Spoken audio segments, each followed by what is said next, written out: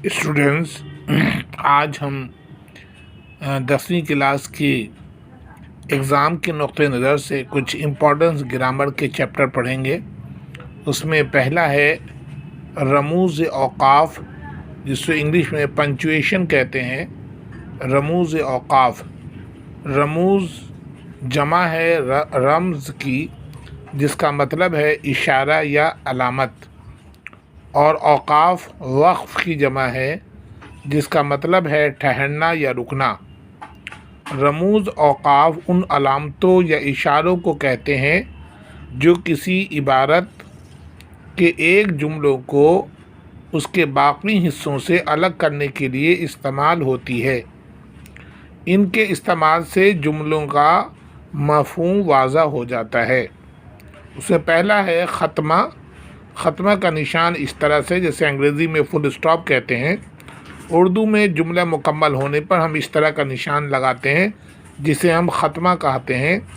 ये अलामत एक पूरे जुमले को आखिर में लगाई जाती है जहाँ कुछ देर ठहरना होता है।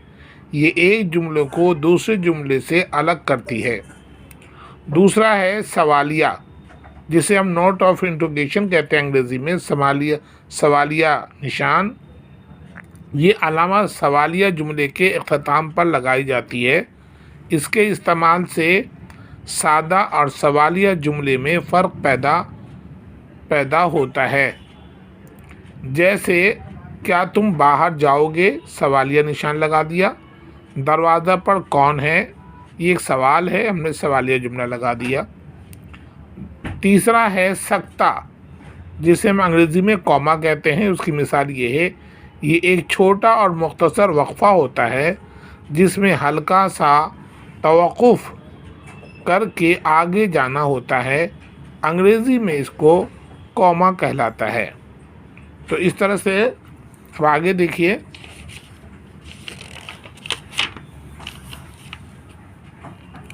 कौसैन। कौसैन कौसैन में इबारत के ऐसे हिस्से को लिखे जाते हैं जिनका असल इबारत से कोई ताल्लुक़ नहीं होता, और बल्कि हवाले के तौर पर उनके ज़िक्र आता है। उनके जुमलों को वज़ाहिती जुमले भी कहा जाता है। कौसैन को कहते हैं ब्रैकेट, जो अंग्रेज़ी में कहते हैं ब्रैकेट, ये ब्रैकेट को कौसैन कहते हैं। जैसे अहमद का भाई अकरम स्कूल अव्वल आया है। पुलिस ने अहमद को भी, गर्चे वो बेगुनाह था, गिरफ्तार कर लिया है। तो इस तरह से देखिए, अहमद का भाई अकरम को हमने ब्रैकेट में लिख दिया, और पुलिस ने अहमद को ब्रैकेट में वजाहत कर दी कि वो बेगुनाह है। और दूसरी नेक्स्ट देखिए, निदाइया का ये एक्सक्लेमेटरी सेंटेंस के लिए लगाते हैं। ये देखिए, उसके निशान इस तरह से होता है। ये एक हमने डंडा खींचा और नीचे नुक्ता दे दिया। ये अलामत किसी को बुलाने या पुकारने के लिए इस्तेमाल होती है, या किसी जज्बे के इजहार के लिए इस्तेमाल किया जाता है। जैसे आहा आहा हम जीत गए, असलम ज़रा इधर आना। अब हम लिखते हैं फ़ेल के बारे में। फ़ेल यानी वर्ब, अंग्रेज़ी में वर्ब कहते हैं फ़ेल को। वो कलमा है जिससे किसी काम का करना या होना ज़ाहिर हो। जैसे तालिब इल्म किताब पढ़ रहा है, बच्चे फुटबॉल खेल रहे हैं। फ़ेल यानी काम को अब कहते हैं। जैसे इस जुमले में तालिब किताब पढ़ रहा है, पढ़ने का काम हो रहा है, पढ़ना वर्ब हुआ। बच्चे फुटबॉल खेल रहे हैं, ये खेलना वर्ब हुआ।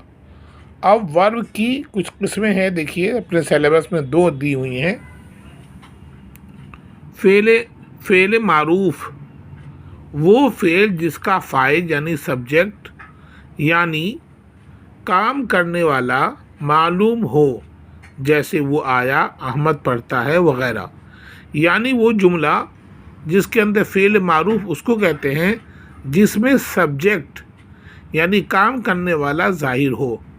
पता हो। जैसे वो आया तो इसमें सब्जेक्ट कौन है? वो। अहमद पढ़ता है तो इसमें कौन पढ़ रहा है? सब्जेक्ट कौन सा है? अहमद। तो फ़ेल मारूफ वो फ़ेल जिसमें सब्जेक्ट ज़ाहिर हो, काम करने वाला पता हो।